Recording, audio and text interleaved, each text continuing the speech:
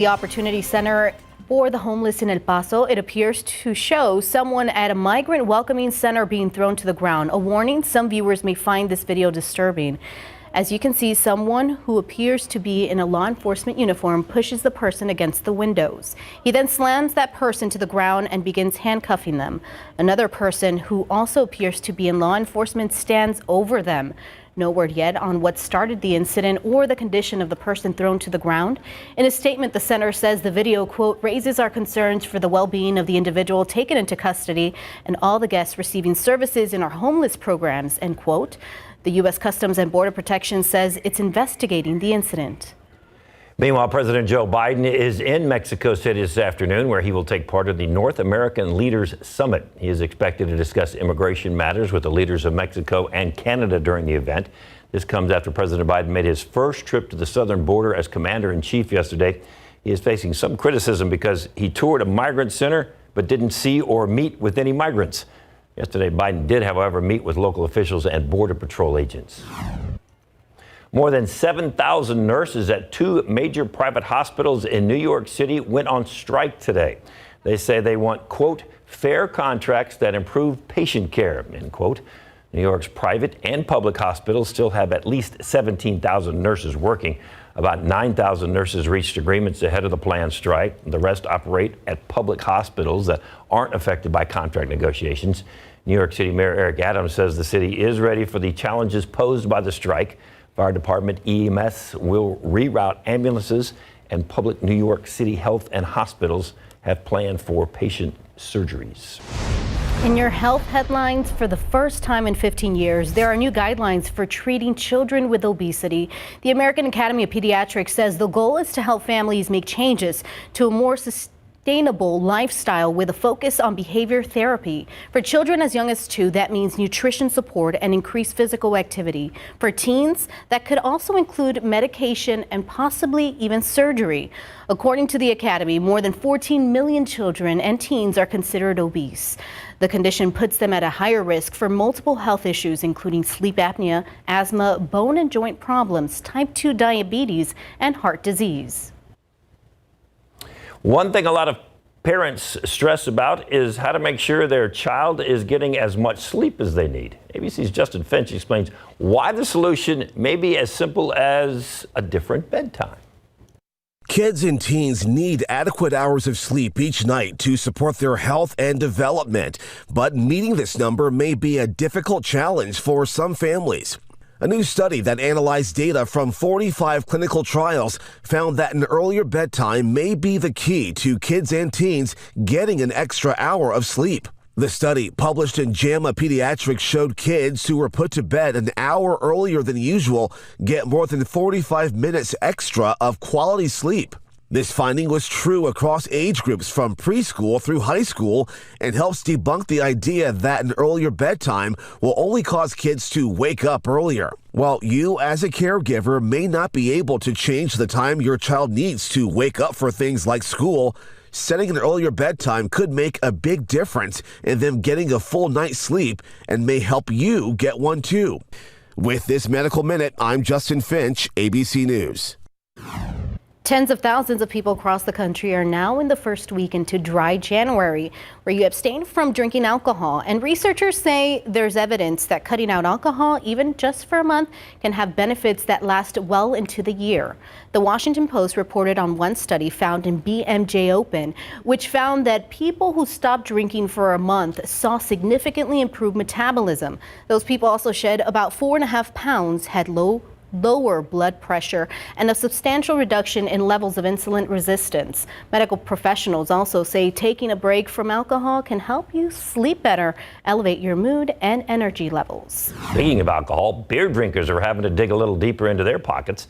The alcohol consulting company Bump Williams says beer prices, not including sales at bars and restaurants, jumped 7% during the last 13 weeks of 2022.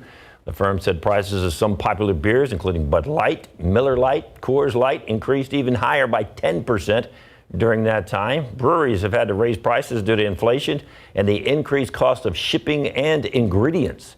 However, industry insiders say while people are generally buying less beer, higher prices are making up for it, with sales up about 2% last year. LinkedIn is seeing a resurgence thanks in part to recent layoffs in the tech and media industries.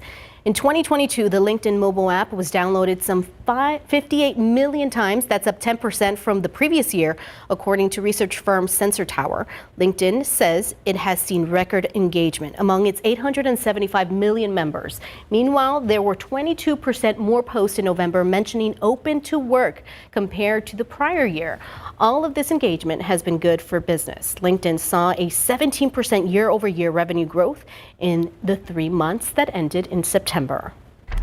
All that food and drink talk got me hungry. And I think, as we said many, many times with weather like this, man, find a restaurant that's got a back porch or a patio or something you can sit outside and just soak it all in. I think those are going to be pretty popular this entire week and into the weekend. We just can't lose these blue skies, this beautiful weather. And I don't think anyone's complaining. I want to show you a picture, this in our KSAT12 showing the high clouds that are coming through today. And they are beautiful. Those are cirrus clouds. They're about 20,000 feet up in the sky, and they're made of ice crystals, and they oftentimes take on that kind of sweeping movement there across the sky. It's always beautiful to see, and we'll see maybe a few more of those, although the bulk of the cloud cover is now starting to move out, and we're just going to see clear skies rest of the afternoon. Beautiful picture, by the way. Thank you so much. 65 degrees right now. Most of the state dealing with 50s or 60s. It is 77 down there in Brownsville, but just good weather all the way around for the Lone Star State. And as you look north, it's cold, but not too cold. 15 Bismarck, 24 Minneapolis, 17 International Falls. It's been cold here for a while, but it's not horrible for midwinter. 75 Orlando, 78 in Miami, but most of the country is dealing with pretty average temperatures at this point. There's no real big storm system that's going to alter that. 70 degrees at 2 o'clock, 71 3 p.m. We'll be up around 72 for a high, 65 by 6 o'clock, 61 8 p.m., and then we're down into the 50s as we get into the overnight hours. There will be some fog building by tomorrow morning. Visibilities will drop down not only to tomorrow morning, but also on Wednesday as well. We'll talk more about that forecast and get you set for the rest of the work week coming up in just a bit. Thank you, Justin. Take it to Washington now. The House of Representatives is just about ready to get to work today after Kevin McCarthy was finally elected Speaker. ABC's Rachel Scott reports he was able to secure the position after 15 votes and as tempers flared in the House. That was easy, huh? Republican Kevin McCarthy winning a once-in-a-century fight, now second in line to the presidency. My father always told me, it's not how you start, it's how you finish. But it did not come easy. After more than a dozen grueling defeats, a speaker has not been elected. A speaker has not been elected. McCarthy was confident he had the votes on the 14th ballot. He fell one vote short. Matt Gaetz waiting until the very end to deliver the crushing blow. Gaetz. What happened next was dramatic. McCarthy confronted Gaetz, and then Republican Mike Rogers taking it to another level, physically held back from going after Gaetz. Some Republicans trying to defend the altercation. Sometimes democracy's messy, but I would argue that's exactly how the founders intended it. Even Donald Trump stepping in. Congresswoman Marjorie Taylor Greene trying to pass her phone to one of the holdouts, the former president waiting on the line. After a 28-minute scramble, a deal. McCarthy elected on the 15th ballot, but the concessions he made to convince the holdouts could haunt him going forward. Power concedes nothing without a demand, never has and never will. One of those concessions, allowing a single lawmaker to force a vote to remove the Speaker of the House.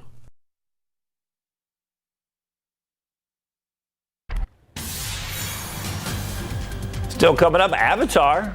The Way of Water has made well over $1.5 billion worldwide. Its fourth week in theaters was able to hold on to the top spot at the box office.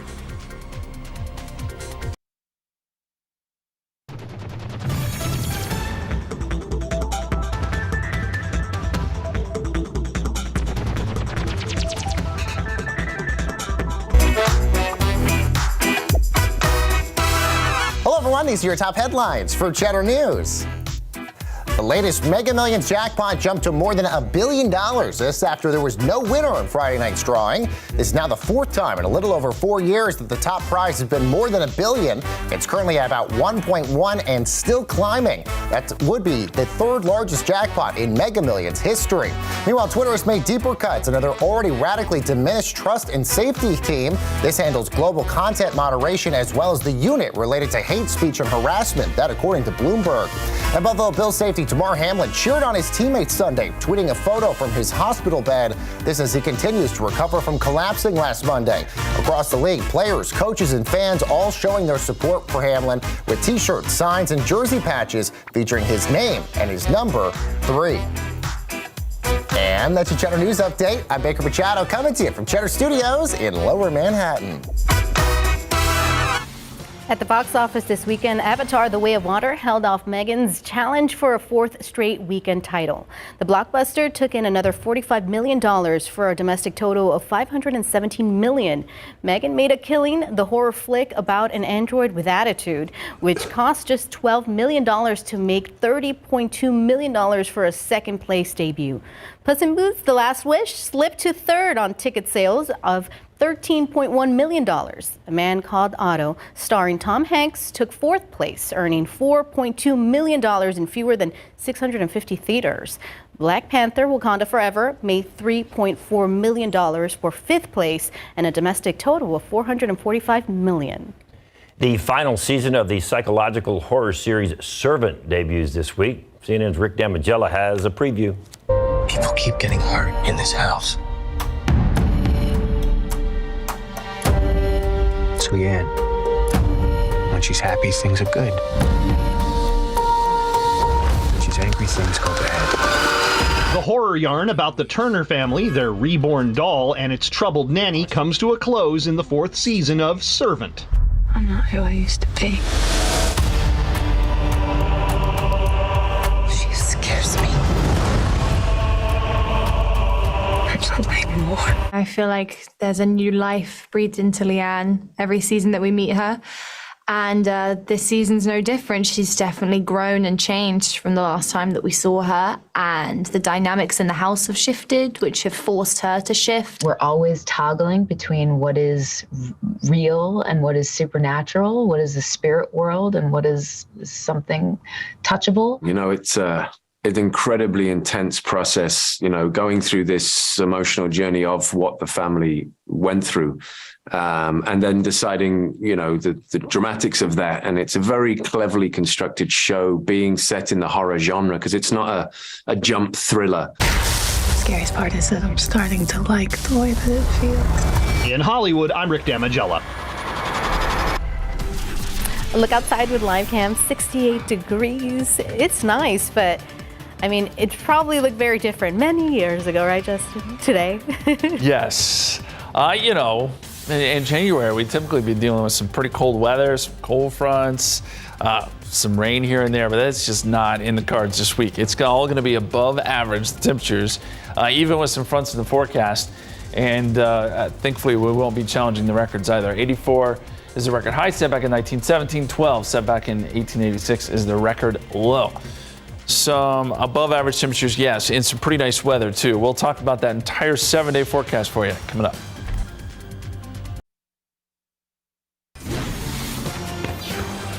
Welcome back. Yesterday, I took my daughter to the San Antonio Zoo, and it was absolutely beautiful. That's what I'm saying.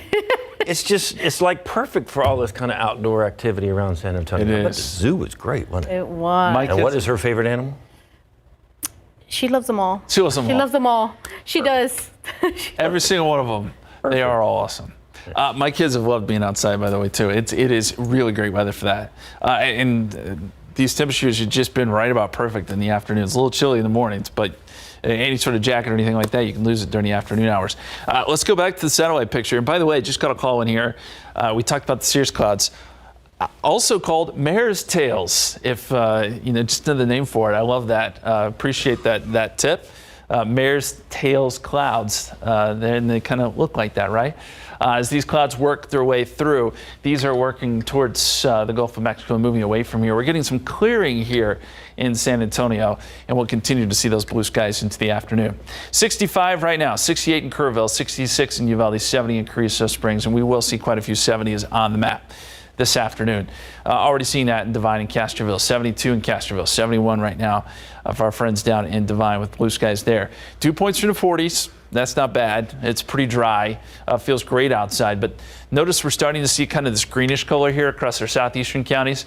That is the more humid air starting to kind of creep back in. Now, you won't feel it today, but as we get southerly winds tonight, it'll start to usher that back in, and then we'll start to see the fog tomorrow morning as that dew point gets closer to the temperature.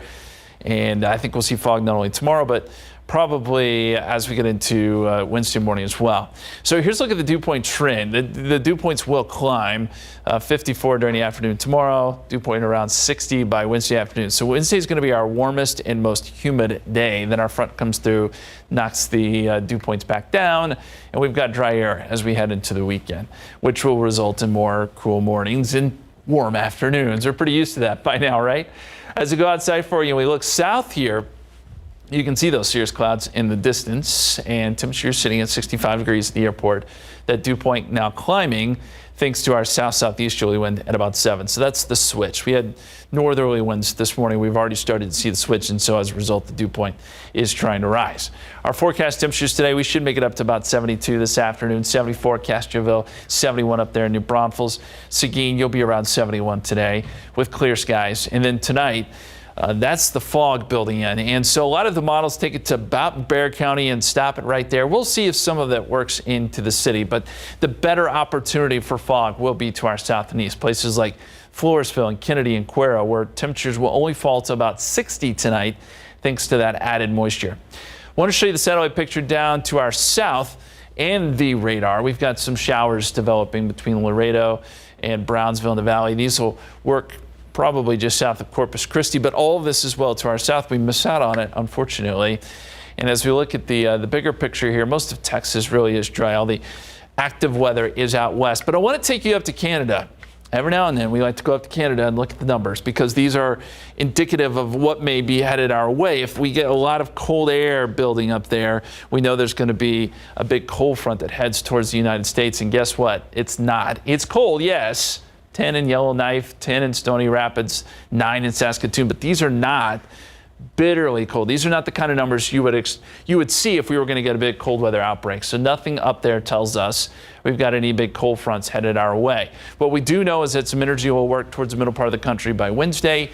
This tries to bring a front through, but there's just not enough there to work with. All the showers develop well to our east, so this is likely a dry front for us. Just kicks up the winds and lowers the dew points as we showed you. This does work towards the East Coast and bring more weather there, though. We've just been missing out on it all. 77 degrees Tuesday, 80 on Wednesday. Fog both mornings. And then gusty winds Thursday once that front moves through, and that'll be pre-dawn Thursday. 67 for a high, 68 Friday, and temperatures near 70 as we head into the weekend. We'll be right back.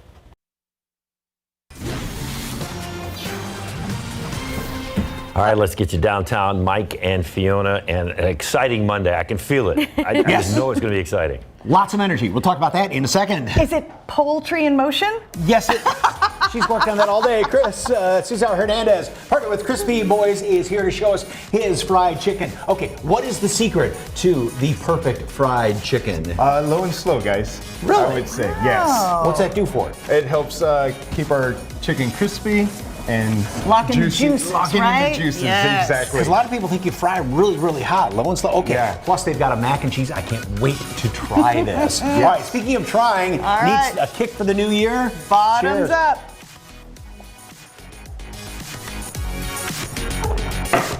Oh, you finish it? Wow. I didn't want it. All right. It's healthy eating with a little, healthy drinking with a little attitude. Yes, indeed. That's ginger, and wow, it's got a lot of energy to it. Speaking of energy, Andrea Cook. Hello. Oh, nothing. You're talking. Is that potential or kinetic energy? Well, it's giving you potential, so you can use a kinetic. So grab one of these. All right. Let's do it. We're doing my gravitational potential. Yes, we got lots more energy, fun. friends. New Year energy. Lots of energy coming up here. Whoa, all sorts of things coming at us right now with lots of energy. And want to make sure your little one feels like royalty for their next birthday? We're going to tell you where they can get glammed up, glittered out, and ride around in a pink limo. And tell us what has gone great in the first week of 2023. That and a whole lot more coming up on SA Live.